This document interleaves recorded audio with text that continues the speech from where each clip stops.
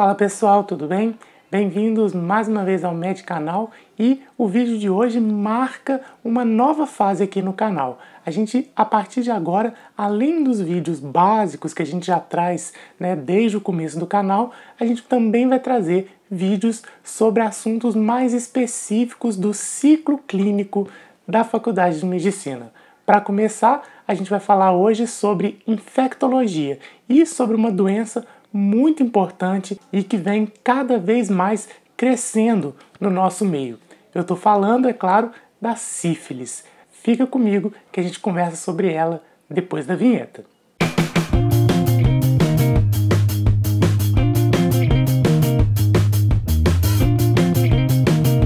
A sífilis é uma doença muito importante de transmissão sexual e que tem cada vez mais voltado a aparecer com muita expressão no nosso meio, principalmente entre as gestantes, E isso tem uma importância fundamental porque aí a gente está falando de um grande risco do desenvolvimento da sífilis congênita.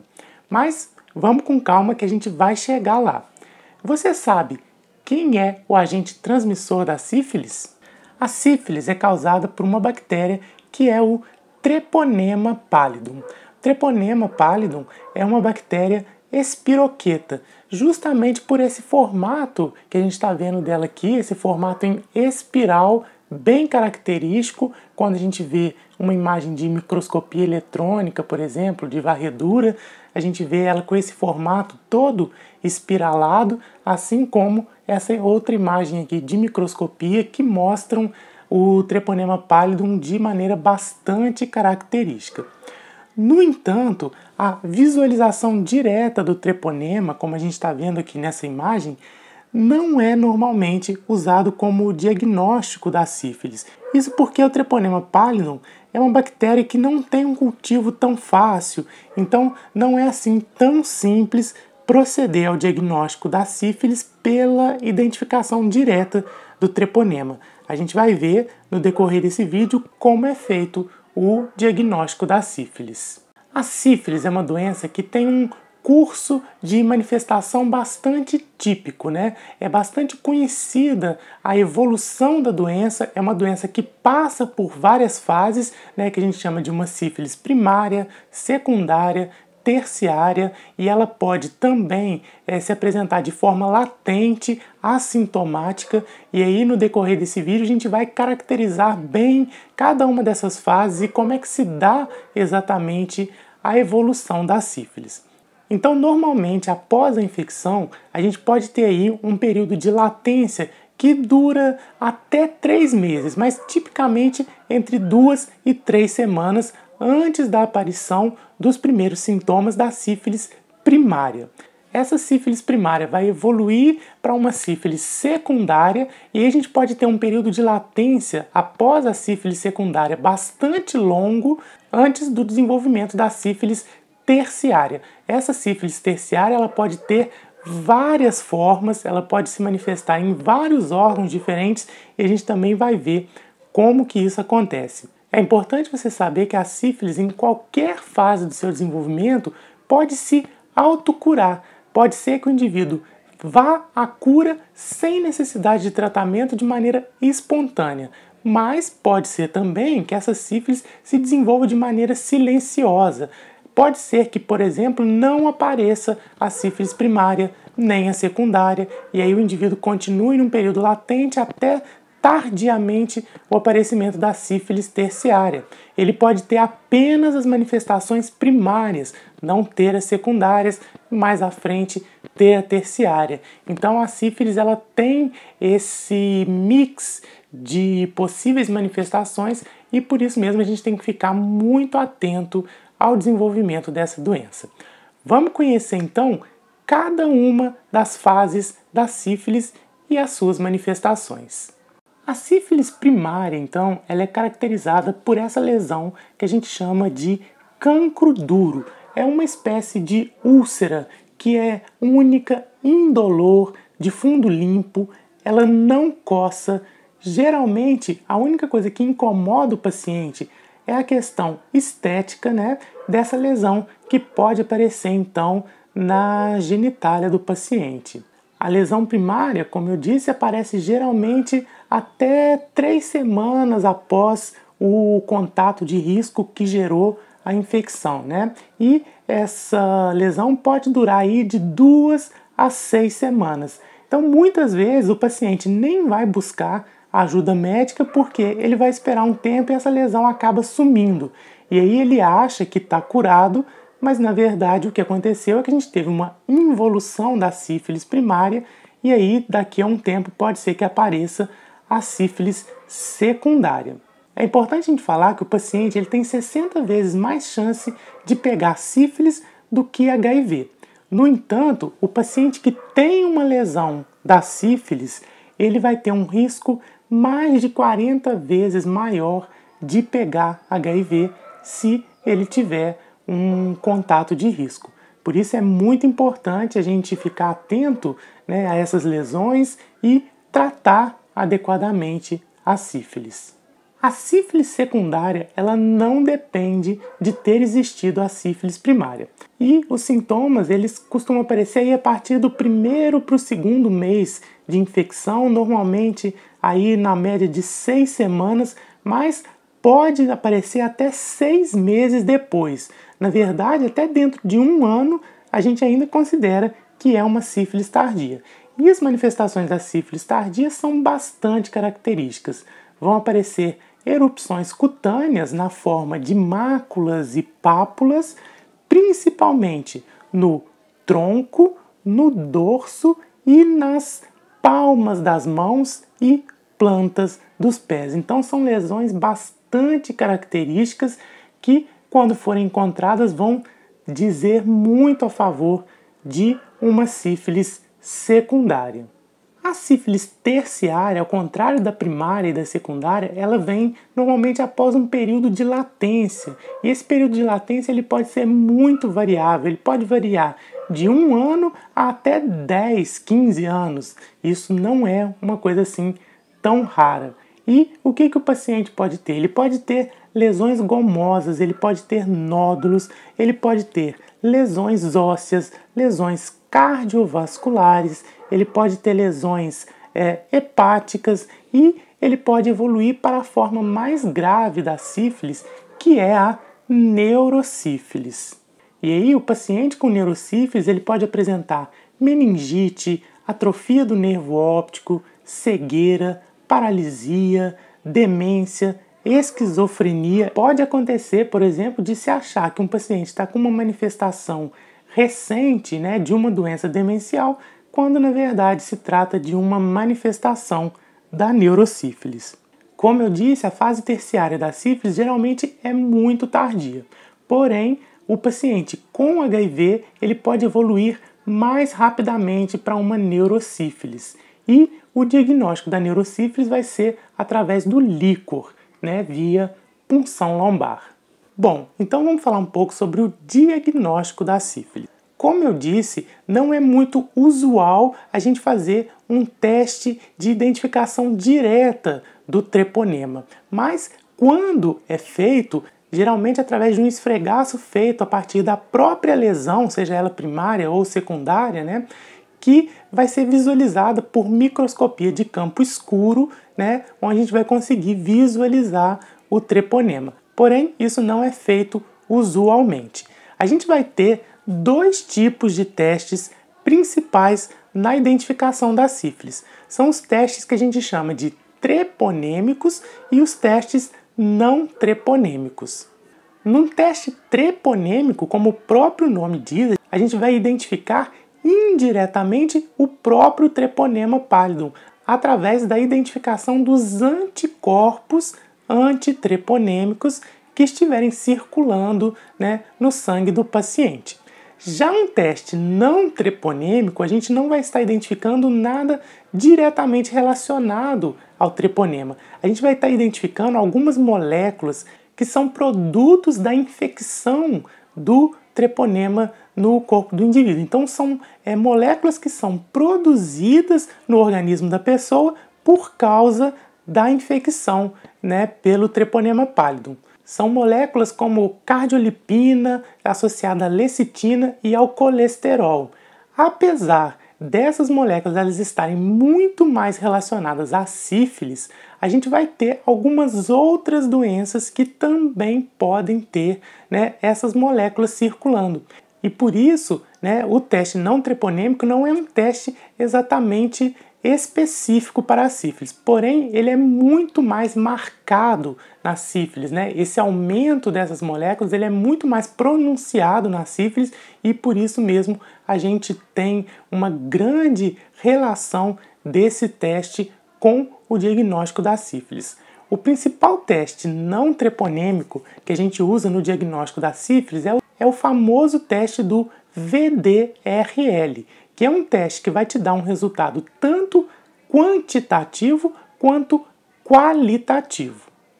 Então, o que o VDRL faz é, a partir de diluições sucessivas, né, do soro do paciente, contendo ou não aquelas substâncias que vão ser detectadas, a gente vai então testando em cada uma dessas diluições se esses produtos estão detectáveis no soro do paciente. Então aqui no nosso exemplo, por exemplo, a gente tem uma amostra do soro não diluída, por isso é a amostra que a gente fala que é 1 para 1, né?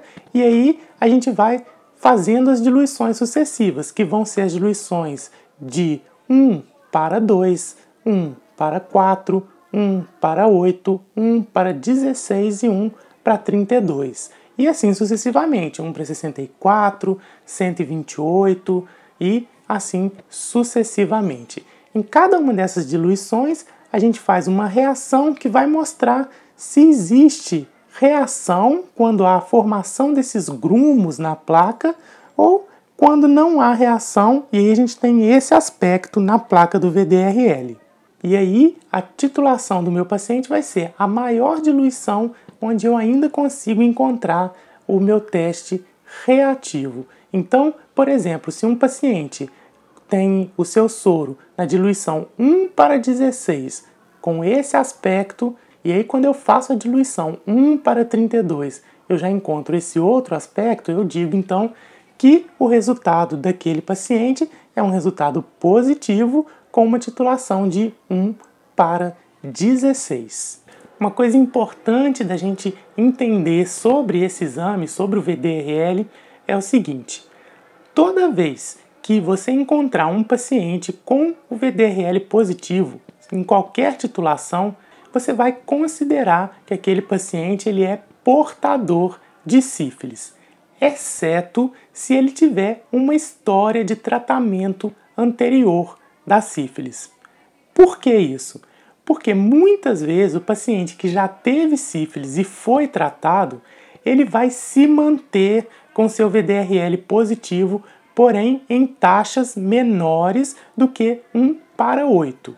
Tá? Então, se o paciente tem uma titulação de 1 para 4 e ele tem uma história de tratamento de sífilis, pode se tratar aí de uma cicatriz imunológica, né? Quer dizer que ele tratou a sífilis, o seu VDRL até baixou em relação ao que ele estava quando o indivíduo estava doente, porém esse VDRL não zerou, ele se manteve, né, com uma determinada titulação, uma titulação mais baixa, mas se manteve. E aí, se você tem uma história documentada de tratamento da sífilis desse paciente, você pode até acompanhar esse paciente, porque você não sabe se ali ele tem uma doença ativa ou se ele tem uma cicatriz imunológica.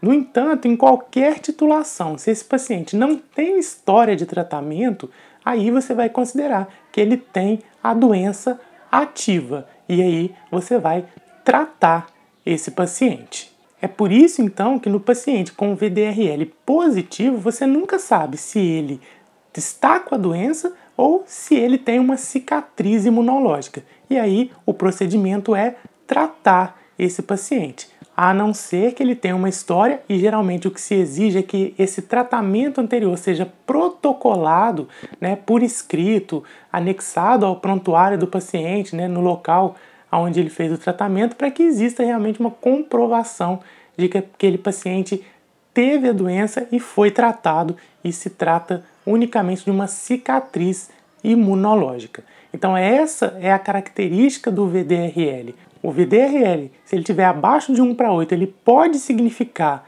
não só a doença ativa, mas uma cicatriz imunológica. E acima de 1/8, normalmente a gente vai tratar direto o paciente, porque aí a gente já está falando de uma doença realmente ativa.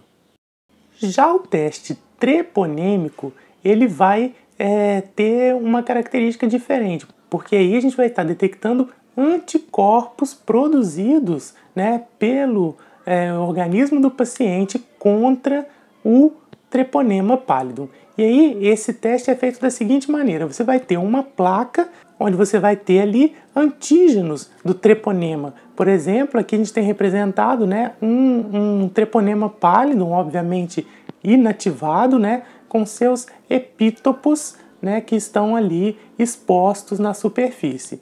E aí você vai adicionar a essa placa o soro do paciente, e se o soro do paciente tiver anticorpos antitreponêmicos, esses anticorpos vão grudar ali naqueles epítopos que estão expostos na superfície da placa. E aí, seguidamente a isso, a gente vai adicionar um anticorpo, né? E esse anticorpo ele tem a função de grudar nesse anticorpo que está aqui, e esse anticorpo ele é ligado a uma substância que emite uma luminosidade, que emite uma cor. E isso, na hora que for observado, a gente vai ter então esse aspecto aqui evidenciando que o soro do indivíduo tem anticorpos antitreponêmicos e, portanto, ele já foi exposto ao treponema pálido. Se o VDRL tem aquela característica, né, de poder servir como um segmento do tratamento da doença, porque embora ele possa deixar uma cicatriz imunológica, mas em geral, mesmo que essa cicatriz fique, a gente vai ter uma queda do VDRL com o tratamento. Já o teste treponêmico, né, a busca do anticorpo antitreponêmico, é um teste que não serve para segmento da doença, porque uma vez que o indivíduo tenha sido exposto ao treponema pálido, uma vez que ele tenha produzido esses anticorpos, ele será eternamente positivo.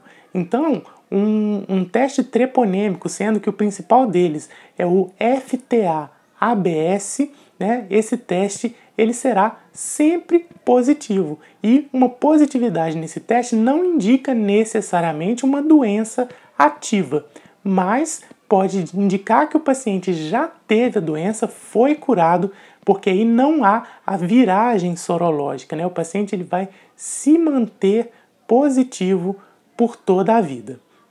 Então, para você entender como que se dá o curso da sífilis, né, não só do aparecimento das lesões primárias, secundárias e terciárias, mas também do comportamento dos testes diagnósticos da sífilis durante o curso natural da doença não tratada, né, que fique muito claro, a gente vai seguir esse gráfico, né, que é um gráfico feito pelo Ministério da Saúde.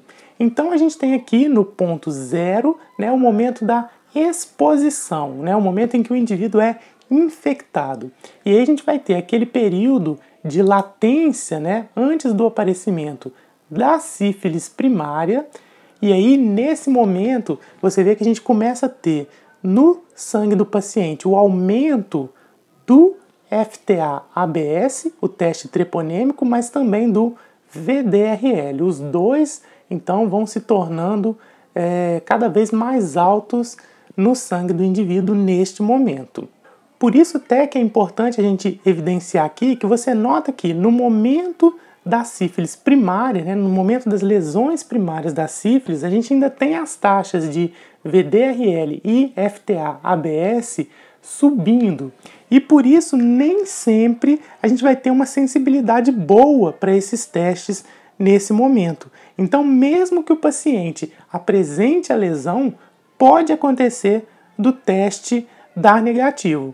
E aí, nesse caso, a lesão ela é conclusiva. Se tem a lesão, você trata a sífilis do paciente, porque é uma lesão, como eu disse, bastante característica. O que você faz é voltar a testar o paciente dali a um tempo, né? E aí você pode evidenciar que essas taxas já estarão em um nível mais detectável. Já no caso da sífilis secundária, você nota que no momento da lesão secundária você já tem um pico, né, das taxas tanto do FTA-ABS quanto do VDRL no sangue do paciente. Por isso é muito fácil fazer esse diagnóstico e os testes são muito bons para o diagnóstico da sífilis nesse momento da sífilis secundária. Pois bem, a partir daí a gente vai ter um período de latência, né, em que a gente não vai ter o aparecimento dos sintomas da sífilis terciária e você nota que o FTA-ABS ele vai se manter positivo em definitivo no sangue do paciente a partir desse momento. E isso por toda a vida, mesmo que esse paciente venha a ser tratado.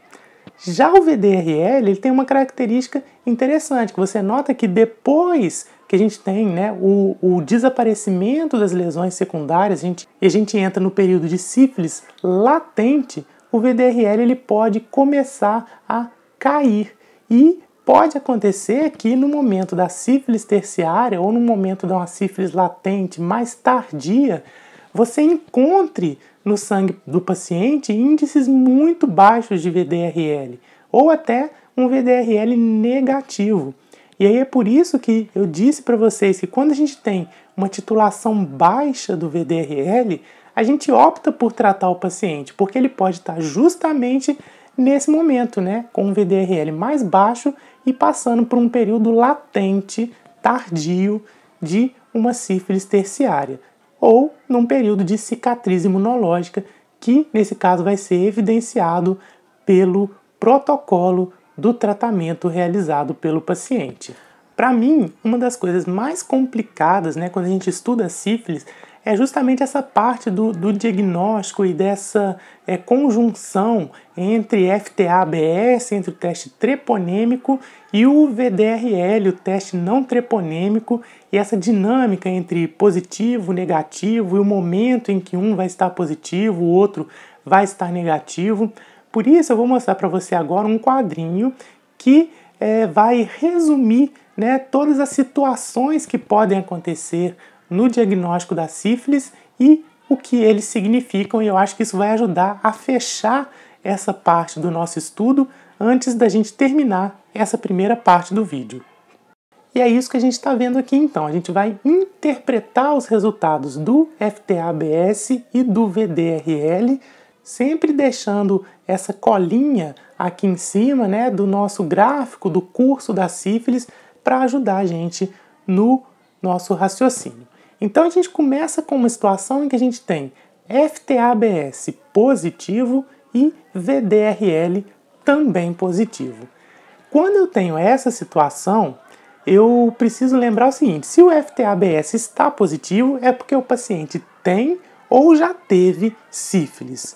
Se o VDRL está positivo, nesse caso eu tenho uma sífilis recente ou em atividade.